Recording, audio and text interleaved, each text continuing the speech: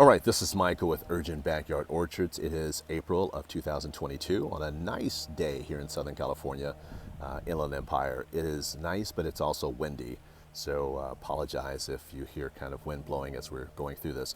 I'm going to note in this video, sort of do a virtual notebook and note some of the things that's happening with the fruit trees for reference purposes so I can reflect back and kind of see what the progress has been or things that I may want to change. Let's jump into it. These are raspberries. They're looking really good, particularly for only being in the ground for 2 months. And we're already getting production. So that's really nice results. That is a yellow variety of raspberry. It is supposed to be yellow. I have 2 of these 3 are yellow varieties, and the Caroline in the middle is kind of a traditional raspberry color. Maha Chinook, been in the ground for a couple of weeks. It's doing fine so far. These blackberries have been in the ground for 2 months, same as the raspberries. Look at the Primark Freedom. It's already got blackberries on it, which is great. Next year will be in really good production.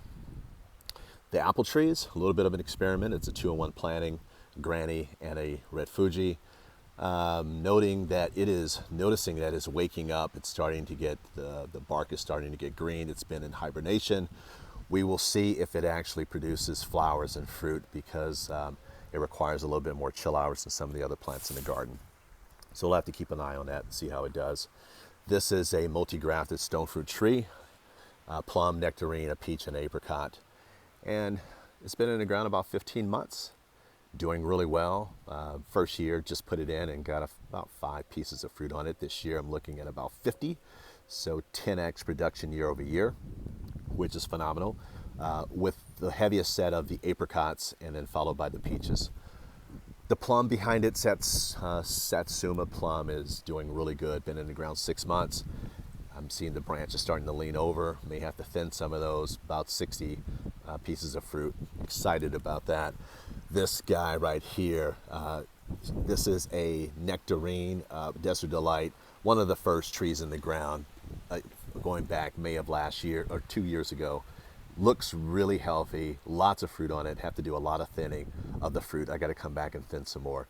There's probably about 300 or so on here. I've got to get it down to about 200.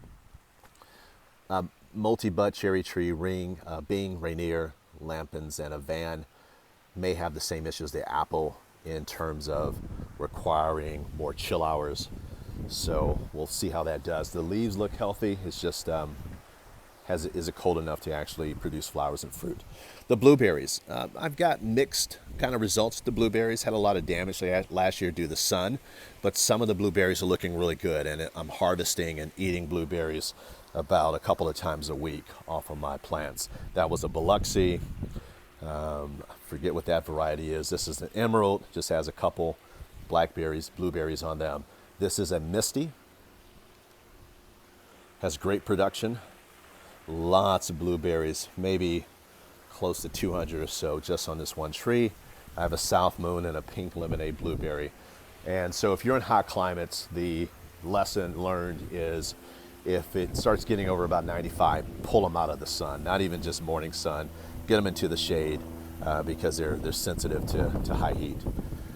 Mangoes are, well, the tree is decent, the leaves are decent, but what the issue is that it's very windy in this area often. Like, it gets a lot of wind on this part of the property, and it doesn't look like the panicles and the flowers like it. So tons of flowers, like the tree is saying it wants to fruit and wants to be productive, but the wind is just not cooperating. This one, the panicles look a little better condition, not quite as dry, not as many, but we'll see if we get results.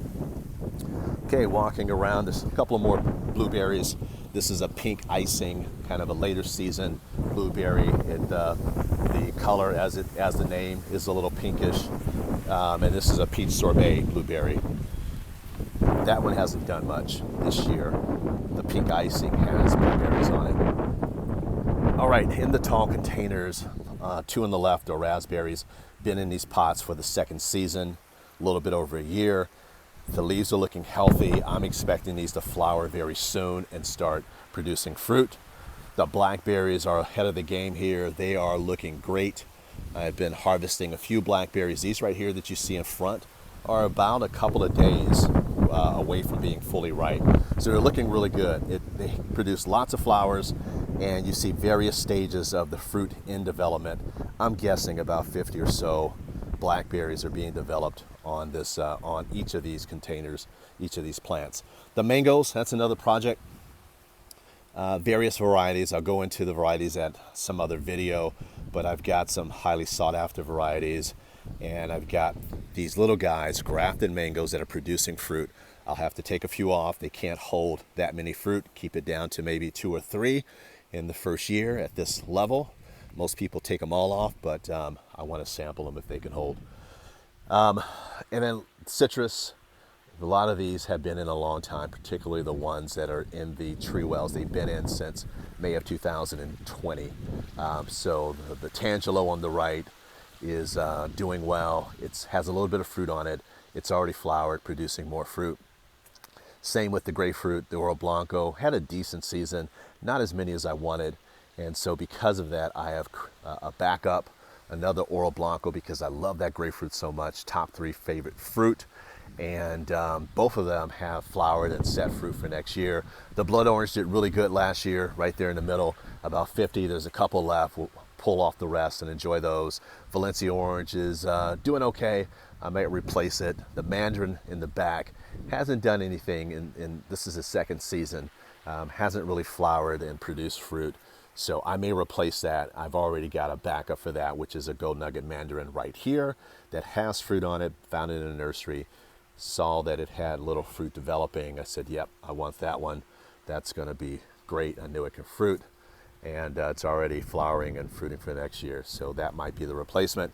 And then I've got the Jaboticaba Brazilian grape tree right there. That's going to go in the ground. Some Loquats, end of Loquat season. And this is, I believe, is an Oliver. So noting that the Loquats were in March and April, and the late season variety is taking me to the end of April. Pomegranates are doing great, 4 different varieties. This is the wonderful, and let's see, yeah, there's fruit already on them. In past years, the bees have not found the pomegranates for whatever reason, more hummingbird pollination. So I did a lot of hand pollination on these. It doesn't look like I have to do it on the wonderful, the Parfianca, even though it has lots of flowers. I haven't seen a lot of fruit development yet. I may come up today and get a paintbrush and do some hand pollination. The granadas look like they're taking. This is the granada pomegranate. Here's the banana tree. Ice cream banana on the left, blue java, and manzano on the right. And what's happening here, let me just scroll down and see this flower lip, or whatever you call this thing. As each one opens up, another group of bananas are underneath, and you see a bee in there that's actually pollinizing the bananas right now. So right now, looking at about 50 or so that are already exposed, probably another 40 behind it, and that's really exciting, being able to get fruit that's fresh, better quality than what you get in the stores, and actually better varieties than tasting varieties than what you get with kind of the Cavendish, which is the varieties you see in the grocery stores. Loquats, end of their season, and they're doing fine. Leaves look great. A lot of medicinal value for teas and other things for the leaves. Grapes, I've got several grapes, 4 different varieties on the property. Here's a roll of grapes on a trellis. Been in the ground about a year. Expecting to get fruit from those this year. We'll keep an eye out on that. And then winding up and kind of walking through quickly to try to keep this video as short as possible. It's almost impossible with this many trees. Here is a guava, red ruby supreme.